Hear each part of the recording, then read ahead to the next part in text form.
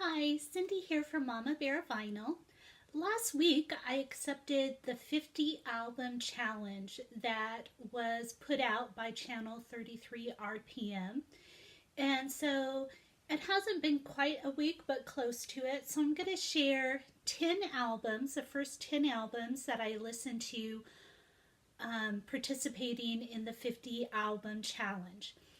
Now, instead of going to my shelves directly and choosing records off the shelf, I used Discogs, Randomizer, Shake It, Dice, whatever you call it, feature.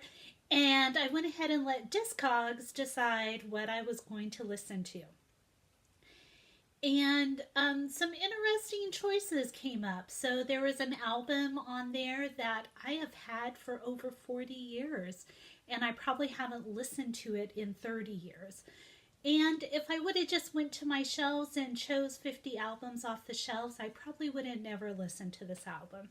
So I'm kind of glad that I decided to use the Discogs feature to choose my first 10 albums. So I'm just going to go ahead and jump into it so that this video isn't too long. So my first choice I actually showed last week when I accepted the challenge, and that's the Arctic Monkeys.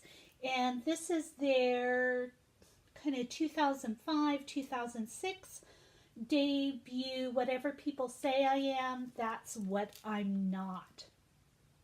So, a really great album. I was introduced to the Arctic Monkeys like many of you. I heard them on the radio with I Bet You Look Good on the Dance Floor, which was all over the place. Also, my oldest daughter was really into the Arctic Monkeys. So, when I saw this on vinyl, I went ahead and picked it up. So, it's just a really it's a rock album, kind of a mix. There's some songs like The View from the Afternoon, the first song on the side A. I don't really care for that song. The beat is just, the timing on that song just doesn't resonate with me. But there's other great ones. Perhaps Vampires is a bit strong, but I love that song. So good. So this is Arctic Monkeys. And actually, this was a Rolling Stone 500 Greatest Albums choice. It was number 371. So awesome. The next one is a compilation album, and it's the Pretenders, the singles, and this came out in 1987, and it has some of their greatest hits on there. It's a really good album. I'm not sure why I haven't listened to it in such a long time. I had this on CD for many years, and then one day my CD just disappeared. So I think maybe my husband made it disappear because I played it way too much. So when I found this in a used record store a few years ago, I was so happy to find it and add it to my collection. But I only listened to it like maybe once or twice, and then it just kind of got shelved, lost in the mix. So I'm really glad that I rediscovered this one. Just really love the album. And I was so happy when I was listening to it. I totally forgot on side 2, the last song is I Got You Babe, the Sonny and Cher cover song. And Chrissy Hines and the band does that with UB40. And it just kind of has a reggae beat to it. Really, really good. So the Pretenders, the singles. This next album, Summer Trip, is also a compilation of different artists. It was put out by, it looks like K-Fig Rock. And this is on Capital EMI. And I believe I picked this up at like a thrift store in the early 90s. And I probably picked it up because it has Bob Seger's Kathmandu on here, and I really love that song. It also has Sweet Ballroom Blitz, ACDC, and their song AC/DC, not the band AC/DC. I kind of have mixed feelings about it. There's probably a reason I haven't played this album in a long time. Honestly, I just like a few songs off of here. But it's kind of a fun compilation album. This is a promo from a radio station, 1975. So I'm going to go ahead and keep it for now, just because it has Bob Seger's Kathmandu on there, and I really love that song. So this is Summer Trip. The next album is Steppenwolf's debut album, Born to Be Wild, and this came out in '68 on Dunhill. And I really have mixed feelings about this record. Probably why I haven't played it for a while is I feel like this album is two different albums in one. So, of course, there's Born to Be Wild on here. There's Hoyt Axton's The Pusher. There's Suki Suki. They do a cover of Willie Dixon's Hoochie Coochie Man. And I love all of those. I love the rasp in John Kay's voice. And it's awesome. But the rest of the album, they're personal songs that they penned and wrote. They're just so for me. It seems like there's two different albums, two different tones going on, and so I have mixed feelings. I think they definitely improved on their musicianship, and they had more of that hard rocking sound in later albums. So this one was kind of a mixed bag for me. But the songs I do like really stand out. I like their blues type music that they were doing on here. But again, some of them just didn't care for. So that would be Steppenwolf's and their debut album. The next album, I was excited that Discogs chose this for me. I haven't listened to it for a while, but that's the Psychedelic Furs Mirror Moves, and it kind of, I think it's kind of looking backwards on there.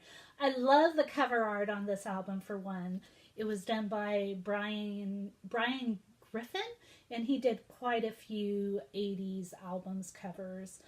He did this with some kind of light box setup, and just really cool.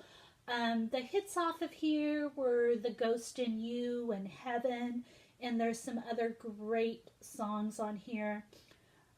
This was Psychedelic Furs' probably fourth album. And I believe it came out around '84. I really like the Psychedelic Furs, their sound, kind of post-punk new wave. Just really love them. So I was glad that I was able to listen to this again. The next album was The English Beat. What is The English Beat? Again, another album I haven't listened to in a while. I don't know why. It just kind of got in the mix. Just once it got shelved, I kind of passed by it.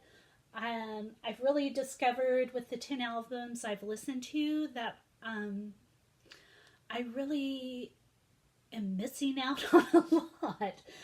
So this album has a lot of their big hits: Mirror in the Bathroom, Tears of a Clown, I Confess. Just some really, really, really good songs. A lot of the songs on this album came off the I Just Can't Stop It album, but really good. This came out, I am not sure, around 1983. It looks like 83. So, The English Beat.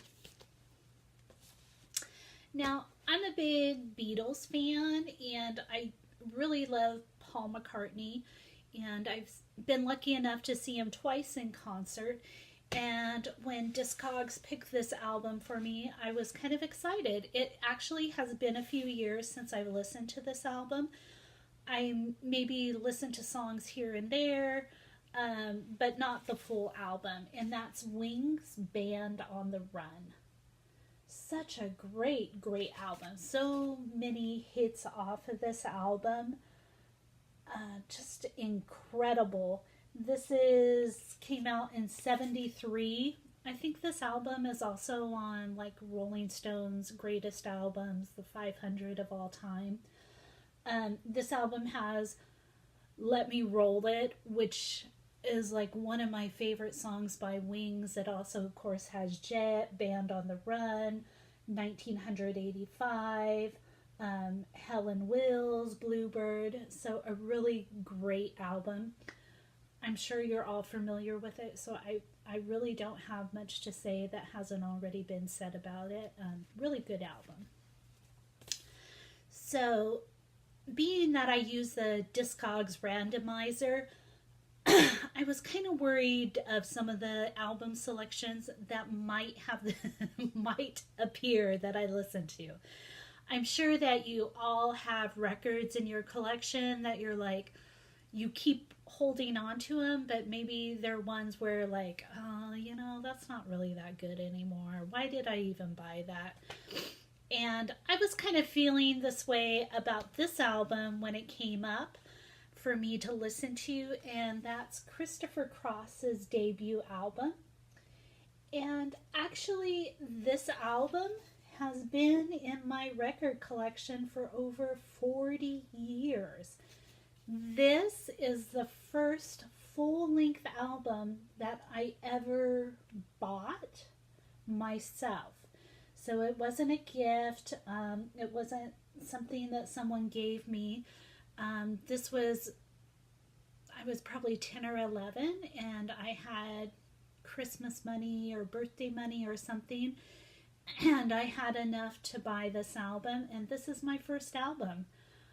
I kind of wish it was something cooler, but actually I was pleasantly surprised when I re-listened to it. And of course it has this flying heart sticker on it, it's very rare. Of course that's one that I put it on myself, so it must be listener approved. So a great album. It has yacht rock classics like Sailing and Ride Like the Wind. When I was listening to it, it actually made me very nostalgic. And Sailing is such an awesome song. And in 1981, I think this album and Christopher Cross came away with like 5 Grammys. So at the time, this was big stuff. And I'm not sure why I haven't listened to it. I probably haven't listened to it in 30 years. And so it was nice to give it a spin. I don't know if it'll be in heavy rotation, but something I'm definitely going to keep in my collection just for nostalgia reasons. And, some of the songs on here are really, really good. So that's Christopher Cross. The next album is one it was one of those albums where I saw in the record store. I wasn't looking for it, but when I saw it, I knew that I needed to get it. And so I bought it. I maybe spun it once or twice, and then it went over on the shelves, and I haven't played it since. And that would be Carla Thomas, Carla.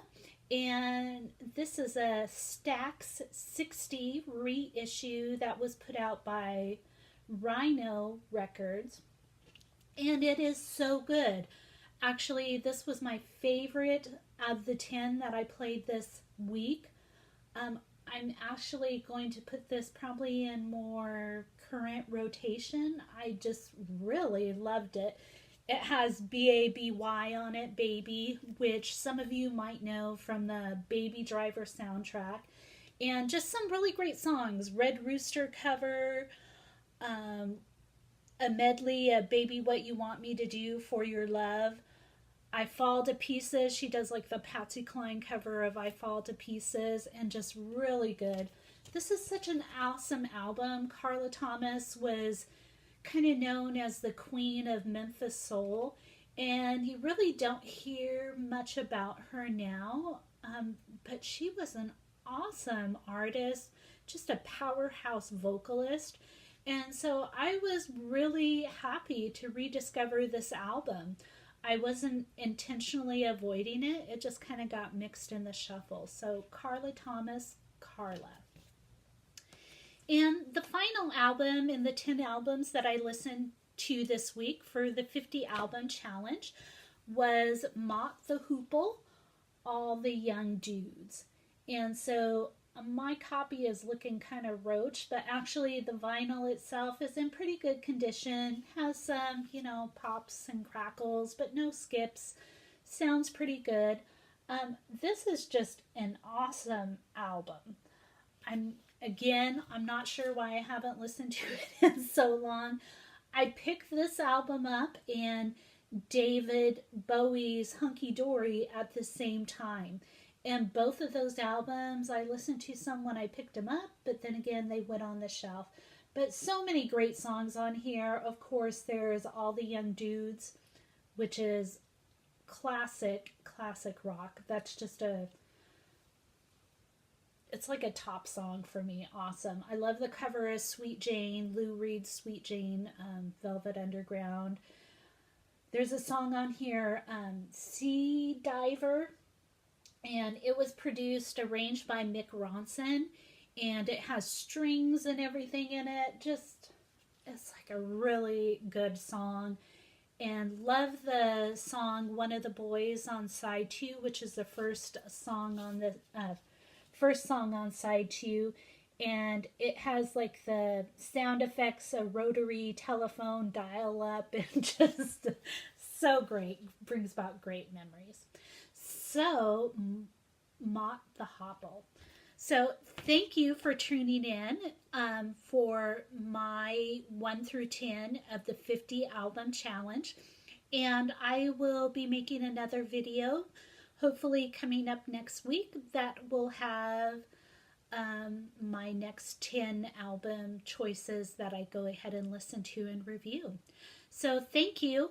If you're haven't heard about the 50 album challenge, please check out channel 33 RPM and you'll be able to see a video there about the 50 album challenge. Also, I noticed a lot of people in the vinyl community, music community that make YouTube videos are participating in the 50 album challenge. So check them out, and I just encourage you to do the same.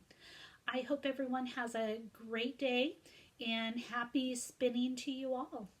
Bye.